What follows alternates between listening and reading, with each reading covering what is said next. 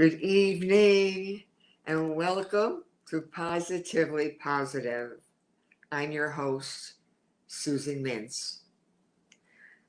I will always say that Positively Positive is groundbreaking, one of a kind, never to be duplicated, interview talk show, storytelling show that is exclusively designated for HIV and AIDS. Whether it's someone who is diagnosed and is HIV positive, whether they be long-term or newly diagnosed, whether you be with an organization, a healthcare agency, an activist, a community, just to be involved. It's an amazing opportunity to share your stories, and we've had them from all over the country. All different walks of life, ways of life, reasons, except the one thing is they've had a story to tell about their experience as to why or when or how or where HIV/AIDS has come into their life. And I'm so happy to be able to have a show like this where we tell stories when the media, the national media and the media in general doesn't want to talk about HIV and AIDS. At Positively Positive, we do. That's all we want to do. We want to tell your story. And if you want to be a guest, we'll give you the information later how you can be. We do have an amazing guest on tonight. I'll be introducing him in just a couple of moments. But I want to tell you briefly why I'm involved. My name is Susan Mintz, and in 1994, my late husband, Dr. Jeffrey Mintz, passed away from AIDS-related pneumonia. We were married for 25 years. I loved this man deeply and still do. But when he passed, I knew that I had to carry on speaking about HIV, especially when it was getting a little bit less and less and less as the medications, thank God for the medications, became better and better. But I was married 25 years, and what really was wonderful is I was able to document his entire illness through my life of 25 years with him in the journals, 15 journals. I encourage you to write your story out, write. Even if it's one sentence at a time, write. And as I wrote years later, I compiled it into my book, Committed to Love. So Committed to Love is on my website, susanmintz.com. I wrote another book called And I Held Their Hands with a Hospice Heart, when hospice came in to help us 3 months before he passed. Both books are issue related. 24 chapters with 24 issues. We have the gamut of emotions and issues in each book, but my personal one is Committed to Love. And that hospice's book is called And I Held Their Hands with a Hospice Heart. Both are available on Amazon or Barnes & Noble. I personally prefer Amazon. Little issue there. I'm not that I have any stock in them, but I like them. Both are $22.95.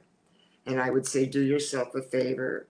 And I didn't write the cookbook on how to get through it. And I'm certainly not the only one who's written books about it. But I can tell you as a writer of issues and challenges and obstacles and passion and faith and hope and God's saving grace, that is the way I write. Tonight's guest, before I take the glasses off and say, come on in, tonight's guest has so many labels and titles to him that, as all of my guests have been, they're amazing. They are community activists with passion. They have a heart to serve and a love to share their story. So, when the glasses come off, I'm going to say, John Ramos, come on into the studio.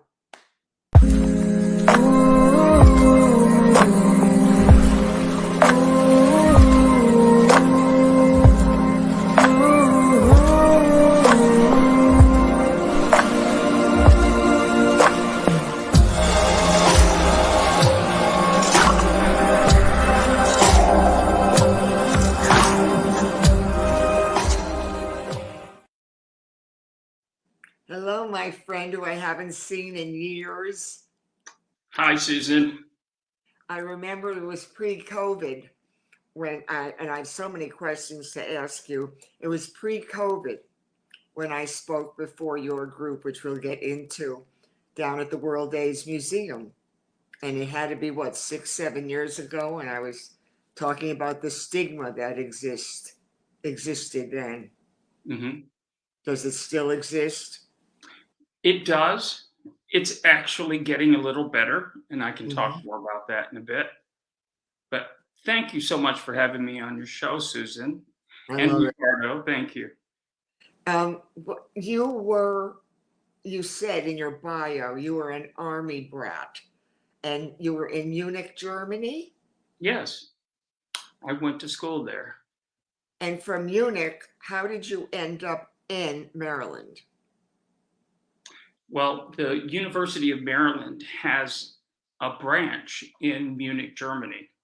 And so I actually attended the school there that was run by the University of Maryland. But I ended up living in Dallas, Texas for 20 years before moving to Fort Lauderdale, Florida.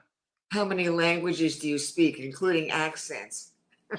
Well, I like to say I speak fluent English, Spanish. My parents are from Puerto Rico. And we living in Germany, I did pick up some German, but a lot of that is so long ago and words that aren't to be repeated on this broadcast. Oh, you could.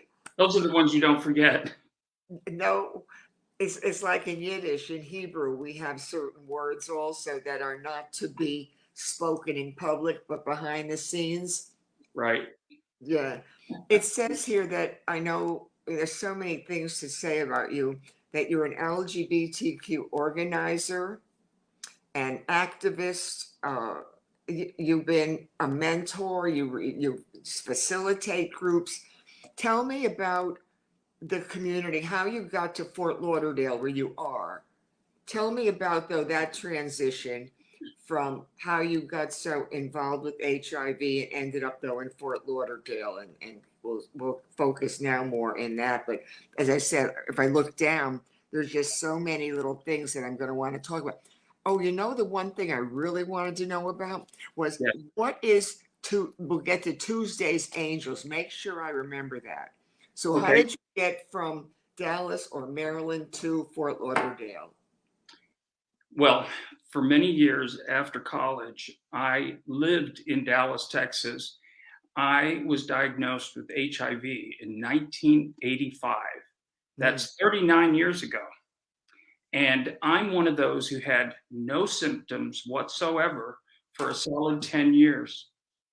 And I was working at a high level management position when I became very ill all of a sudden with pneumonia, was in the hospital in a coma. And I realized that my life could end so quickly. This was before the protease inhibitors were available. Mm.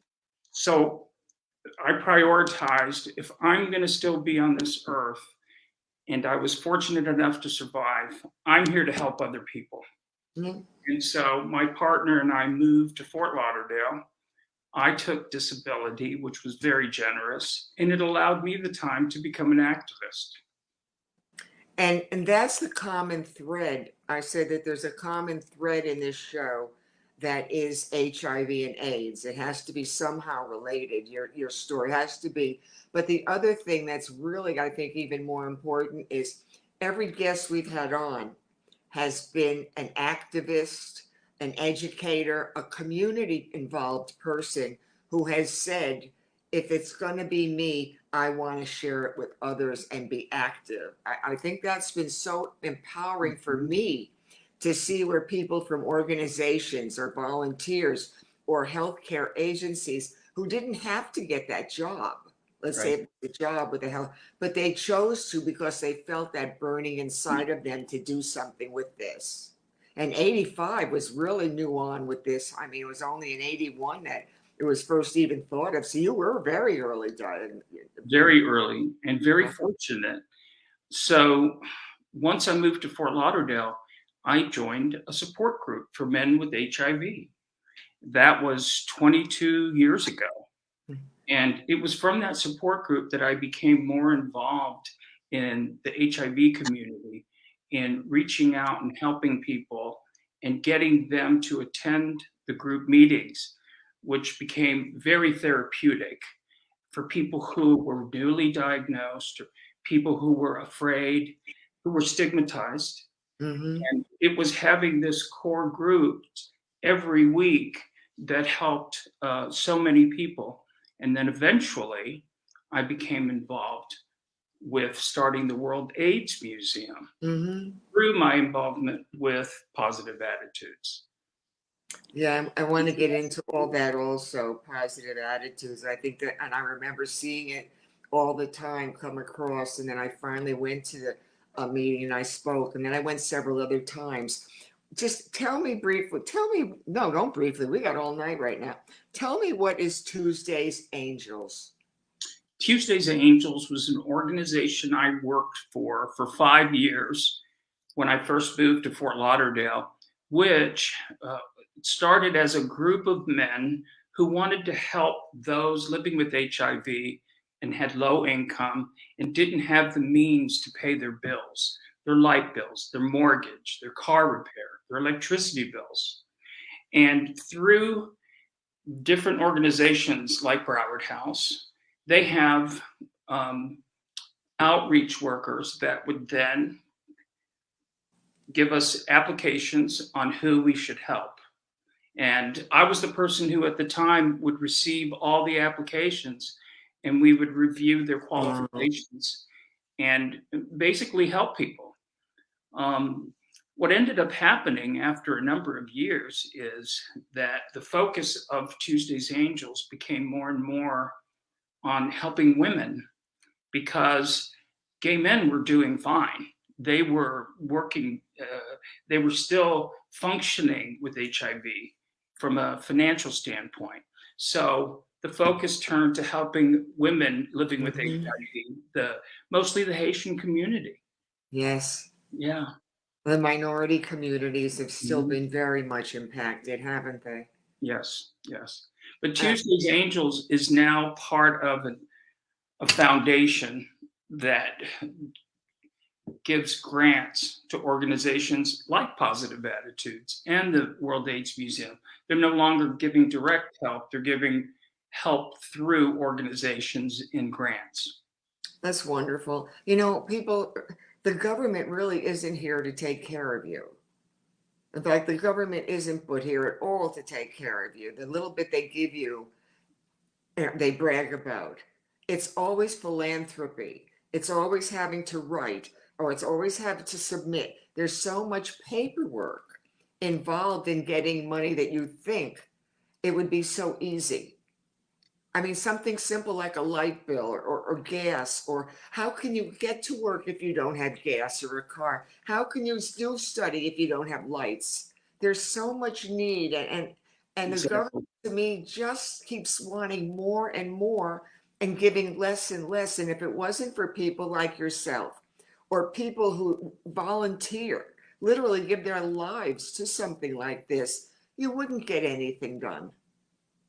Yes, and I'm always impressed by how many people do step up to help others and who donate financially and of their time, and how through the need and how it changes over the years, and it evolves. It's amazing to see.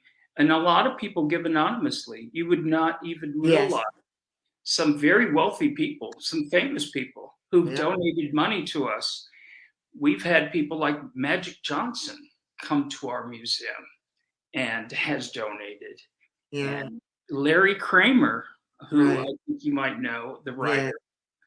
Um, so it's really an amazing organization. So what came first? Your is positive attitudes a long-term survivor or short-term? Or tell me about positive attitudes. Okay, Positive Attitudes is a topic-driven organization group. It's a support group, and the facilitator will choose topics. Often we have speakers like doctors who want to come in, or therapists, or motivational speakers, and talk about different ways how we can improve our lives. We play games, we go to movies. Yeah. It has become social in the way people can get together and feel a sense of community. It's, That's what Positive Attitudes has been doing for many I, years. I remember after I did speak at the group years before COVID, or a few years before COVID stopped everybody in its tracks. I do remember that I went to many events at the World AIDS Museum, which we'll get into. It's such a incredible facility. But I do remember seeing Larry Kramer, and I took pictures of everybody on the wall. And my pastor, Pastor Billy Thompson of the church I go to, he wore number 55 and he played with Magic Johnson. So I was taking all the pictures of Magic Johnson so I could show Pastor Billy. But that the world, do you have more men or women in all ages, or what are the demographics with Positive Attitude? And we'll have all that information on the screen for people. Will they be able to contact you? Or I want to hear a lot about that. Tell me about the group. I know I heard the dentist speak once. I've been to a few events there, but you had a dentist once from Broward that I went and I heard speak. And then a couple other people, but I remember the dentist because I was a hygienist, so I remember him. But tell me about the demographics and if they're newly diagnosed or how they find out about the group. Well, 22 years ago, when the group first was organized, it was specifically to help HIV positive men living with the condition of HIV. And it evolved into supporting people who are affected, like yourself, people who don't have HIV, but their partner may have it. And we have had a number of women that participate. They like our group and they're welcome and they come. So it's really opened up to everyone. But the demographics are such that it's long-term survivors. Probably 80% of our members have been positive for 20 years, 25, 30 years plus. And it's interesting because we get to the point where we're no longer talking about HIV. We're talking about other things, other ailments like cancer and, prostate cancer or whatever else people will get just through the aging process. Yeah. Most of us never thought we would live and be old enough to get the conditions we now have, the arthritis. You're looking at one right here. I never thought I would ever live to be 77, and not just because, with Jeffrey being positive and being so ill, but when I grew up in Troy, New York, and cousins and aunts and people, everybody died in their 50s, it seemed like. So I didn't really know many older people at all. And so for me, once you hit the 50s, the 60s, the 70s, nobody really can prepare you for, oh, that thing hurt today, and oh, I don't think I can eat that anymore. I mean, there's all these other things. And when you're HIV compromised, I think that's even compounded because you do have a lot of underlying conditions that you always have to stay on top of. I remember a couple of the men previously had talked about the tremors. They had Shagun Jeffrey tremors, and somebody else said about arthritis, and someone else said about other issues. And I just remember that so many people I knew and had gone through this who had recently, had passed years before, weren't as fortunate as, you are, thank God you are, and other people. But the ones that we knew weren't so fortunate to really live much beyond the late 80s or early 90s, that type of thing. Mm-hmm. So it's just a very interesting phenomenon how the medications have somehow matched up with the aging process, but the aging process is not automatically kind. No, not always. No. As you say, it's very fortunate that today's medications have fewer side effects, if any. And a lot of younger people, especially, they don't live thinking HIV is such a big deal because to them it's something they take one pill a day. They didn't go through all the trauma, the deaths, all of the situations we went through. And Mhm. so we're very fortunate to have those medications. In fact, just yesterday, I saw a story that they are now going to come out with an injection for HIV treatment that is once every 6 months. Mhm. Now, if they can do that, why can't they have a vaccine, right? Yeah, okay. Why not? After all these years, isn't Yes. there a vaccine? Yeah, It's not worth it to keep you healthy, honey. There's no money in keeping you well. This is a billion-dollar industry, even if you take one pill a day. that's true. That's the credit call Pharmaceutical like you do. companies, they know how to milk it. And the only people who look happy on TV are those taking those magic pills.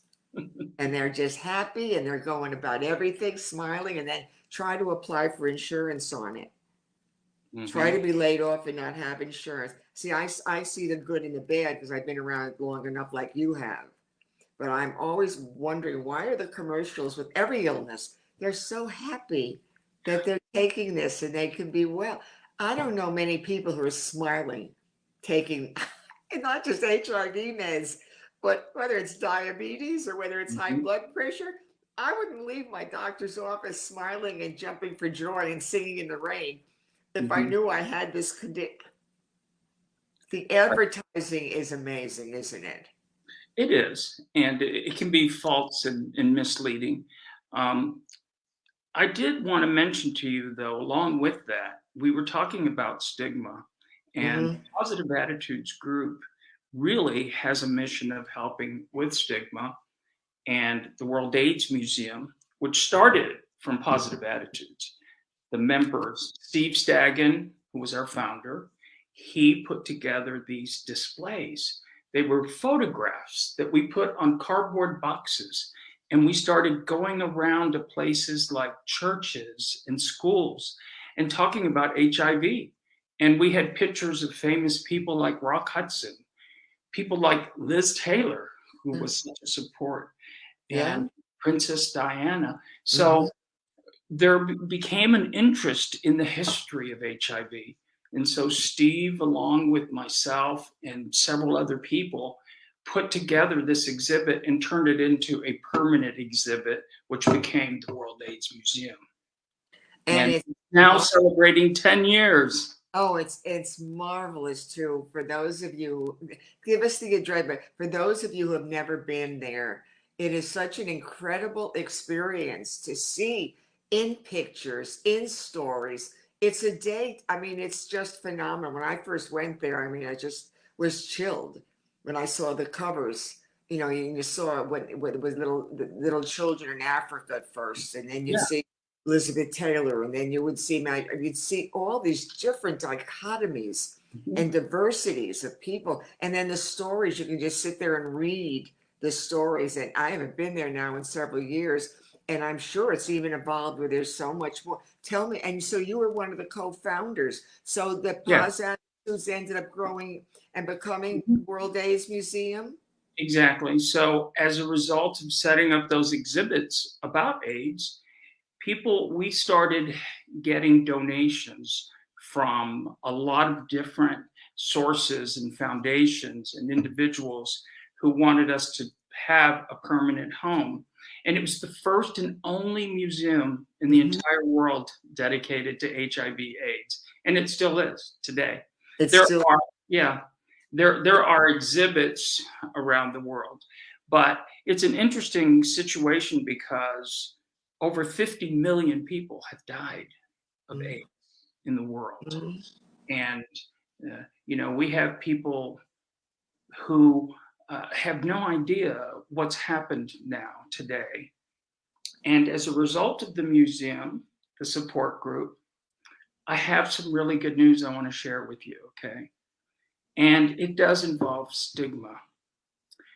One thing that the pharmaceutical companies have done right is this PrEP Mhm. pill that helps people who are HIV negative to stay that way, Right. take the medication. So what has happened, Susan, is we went from being like diseased individuals that people were afraid of and they didn't want to touch and they didn't want to date or go out, to just another person who has a condition, and the fear has been so tempered and so lowered that it makes it easier to Hmm. have HIV today. And Yeah, that's good news. I think that's progress, and we should celebrate that it is. while knowing there's still a long way to go. It is. Um, the one thing though, what about people who are, let's say, under 21, who've never experienced HIV in any form? They have never lost anybody. They have no family members. And also seniors over 50. The Yeah. demographics, and I'm looking at on younger people because I've always felt that under a certain age, maybe it's 25, if you've never and you think you can still go and do all the drugs you want, or you can have all the sex you want because you've never been around HIV or even care that much. When I was high, I mean, early on when we were stoned and we were drinking and all that, I mean, you got some stuff, but you didn't have that. No. So that's what I'm saying. So there's a group that is totally unaware that it's still there for them. And also seniors like myself who are empty nesters, gotten divorced, women who are lonely, men who are popping Viagra or something else. And they're just having a good old time, not thinking that, you could be sleeping with 6 generations Hmm. of sex. So are you seeing any noticeable trends in either demographics? Well, from my perspective, a lot of those trends are such that organizations like the Campbell Foundation you work with, who educate people and who help prevent HIV, why it's even more important than ever. Mm-hmm. Campbell Health Solutions is Mm-hmm. providing those. We're one of the few organizations at the World AIDS Museum and at Positive Attitudes that work collaboratively with the Pride Center, with Broward House, Mm-hmm. SunServe, with ArtServe, with the Sunshine Cathedral. We don't see these organizations as competitive. We see them as partners. Right. In what you are saying about getting the word out to young people or to seniors who need that, it's important that we do partner with these organizations so we can get the word out. Yeah, and you only hear about LGBTQ. It's all your LGBTQ. It's like everything's underground. No, there are organizations that are out there that are not underground. You don't Mhm. have to be associated with any one group. There's groups that have a lot of different kinds of people. There's churches that have all different kinds of people. It's not just for one group. Exactly. There's a lot of diversity and variety. And I think today, unlike 25 years ago or so, with the internet, we have the ability to find these organizations. Just Google something, anything you want, you're going to find it. Yeah. And that's really made it also much easier today. But don't you think it's interesting you bring up that? I just think though that everything has a yin and a yang, a pro and a con, Mhm. a good and a bad. It's just the lawyers. It's like lawyers. They always have, or there's a law or something. The lawyers, they want you to say yes or no, but yet it's not always yes or no. May I explain? And I think what you said though about the statement, everything you have said so far has been so spot on. There's so much good. There is. There's so much that has happened. There's so many benefits and everything is so much better. But yet there's always more work to do in everything. But it There takes is. passion. It takes passion.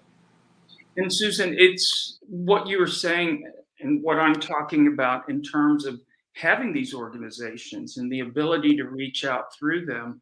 Sometimes with social media, it's also caused alienation and Yes. loneliness because people, instead of going out and talking and socializing, they're online. They're talking to their friends online rather than in person. And so that sense of Yep. community is somewhat lost. It is lost. And COVID didn't help, but COVID's no excuse. The internet was around long before COVID. Mhm. Exactly. COVID, I think, just gave it that booster shot. Yes.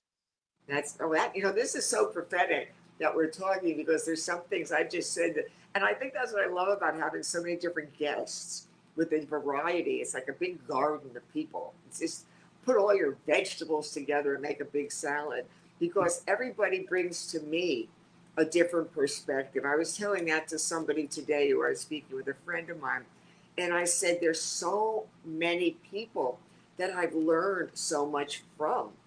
It's not my story. It's not my love. It's not me. In the beginning with Jeffrey, when I was writing my book and putting it all together, if this Netflix series, quote, had happened earlier on, which I want a Netflix series, 9 episodes. I'm just putting that out there for anybody watching. 9 episodes in Netflix. It's bigger than a movie. Okay, it's bigger than a movie. You could have bought me for a movie a bunch of years ago, but now I'm bigger than that. But it really is amazing what I've learned. It's so not about me. You want to know about me? Buy my book. Have me speak before your group. But this is about so many other people. Mhm. I'm my eyes have been open to it, and it's been good for me to have this show, because I really have learned so much about why people are who they are, where they go, and how did this happen. And I was always a talker about myself, and through this show, I've learned how to ask questions.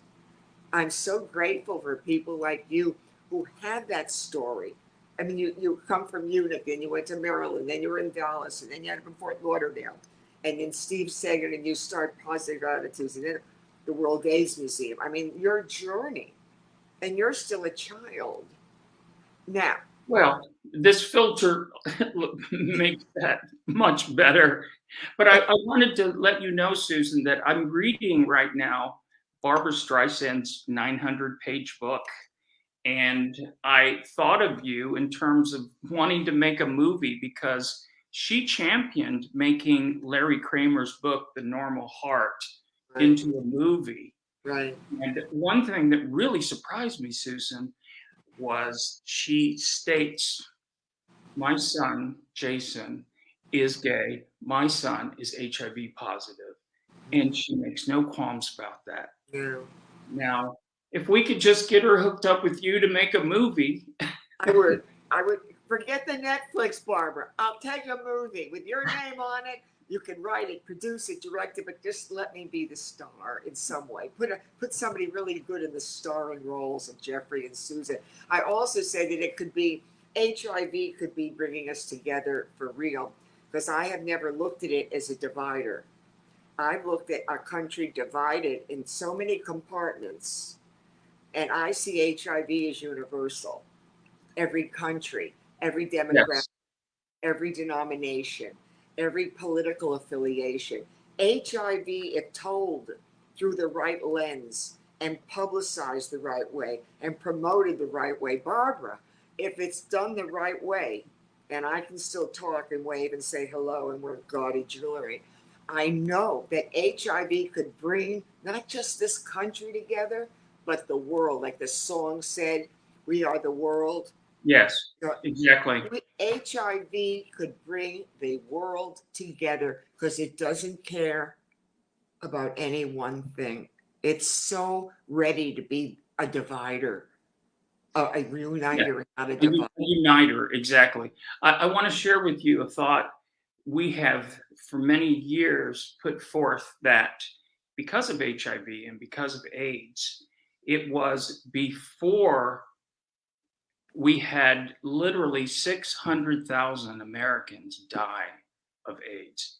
600,000 people whose voices were not silent, who had partners and wives and Mm, husbands and friends and mothers. And what it took were, those people did not die in vain. They died so that, as you say, those of us left behind can work together and help to solve this. And it is a worldwide phenomenon. Yeah, it really is. I just think it's all of us who've been on the forefront. It's like we have the Marines come in now because some of the colonels are getting a little bit tired. And the brigadier generals, we're just getting a little weary. Could we have the Marines come plowing through right now? And I just think the timing is so right for a love story. Hmm. And the other thing, I don't know if in your group you encourage it, but wherever I speak, and I've done it on Facebook and personally, I talk about the benefits of writing and how therapeutic it is. Do you talk about that with people in your group? Absolutely. We talk about journaling. We Yes. share journaling. We also have speakers that come in who talk about how through writing you Hmm. can have a sense of affirmation and a sense Hmm. of purpose and know that it's shared not with other people necessarily, but with yourself. And you can see the Yes. progress you've made.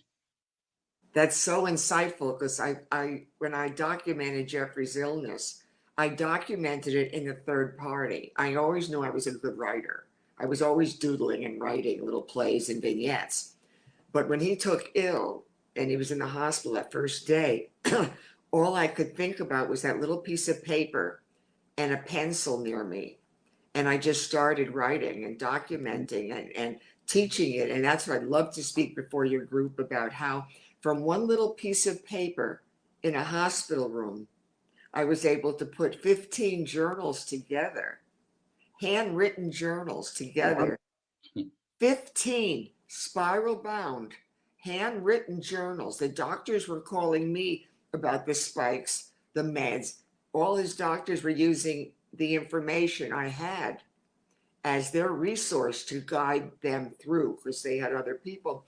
But I really think that that is something I'd love to talk about. But 15 journals, 10 years or so later, putting it together in a book, 10 years later, putting it really where it's out there now. So you do not know where your one sentence, I Hmm. am HIV positive and I am proud about it. Write that one thing down tonight about the show. I just saw John Ramos on Positively Positive. Whoa, that was a great story. There's your first sentence. Exactly. And it's a start. And, I myself do journaling, and it's one sentence at a time. Like you Mhm. said, you don't have to sit down and necessarily put the whole thing together in terms of a book. But what year was it that your husband died, Susan? August 17th, 1994. He was Oh, before the protease inhibitors. Yes, he Yeah. was gravely ill. Jeffrey was not the type who could have lived with being HIV positive anyway. He was larger than life. He got one HIV test, I think, in '86 because I demanded he get some life insurance because all the partners were dying and people were ill. And I knew that I'd gotten other STDs from him, but I wasn't going to get this one. So it was an abstinent sexual relationship, and not the intimacy was even greater, but it Mhm. was an abstinent sexual relationship. But if it wasn't for those other STDs, I would not be here probably. But I do know that his partners were ill and passing. So he was ill. And then by 1987, I wanted him to get more life insurance. And I think that was called the Western blot or something at that point. It was another test that was Yeah. more definitive. And he wouldn't do it because I think he knew then he would have come back really positive. He couldn't have lived like that. So he lived and lived and lived until he was so gravely ill that he was in the hospital with full active, really serious, full blown AIDS related pneumonia, and he had 3 bouts of it. But he wouldn't have gone on anymore. He could never have lived popping all the pills then, or having to stop his life from traveling and all that. That's one of the things I still love about him is his sense of life. His purpose in life continues to give me purpose because I know that um, he'd still be here today doing something great. So at least I hope I'm doing something in the process to help others. Well, Susan, your story is very important, and I'll tell you why. Because Yeah. having met literally hundreds and hundreds of people personally that either died or suffered from AIDS, especially before 1995, they didn't have the partners or the supportive wife or the supportive person or parents to help them. Oftentimes, they were completely shut out, Mhm. and it's great to hear a story about someone who had the strength to actually persevere. Well, I as want I to thank you for that. I as want you to come back and talk to our group again. I'd love to talk Long. about writing, and I would love to do that. It just especially the writing, because if it wasn't by the grace of God that I could write, I don't think I would have known how to get through it. And I think I said I would write in the third person every day. I would not go to sleep before I documented every detail. And I know though that I couldn't write as Susan, and I couldn't write him as Jeffrey. I was Sarah and he Oh, was David. And I tell people that because many times, if you write in the third person, when you read that back, you say to yourself, well, if that person can get through it, so can I. exactly. So And that, writing in the third person, I have found sometimes can help make you more intimately honest and share details that you wouldn't otherwise do if your name's attached to it, right? yeah, it's wonderful to speak with you. And we're sharing certain things that are so, we have a commonality in that respect. But every guest that we've had on has contributed so much. And that part is so very, very exciting. But you understand where I'm coming from, and I understand where you're coming from as far as several things we've discussed. But I do think things had improved drastically.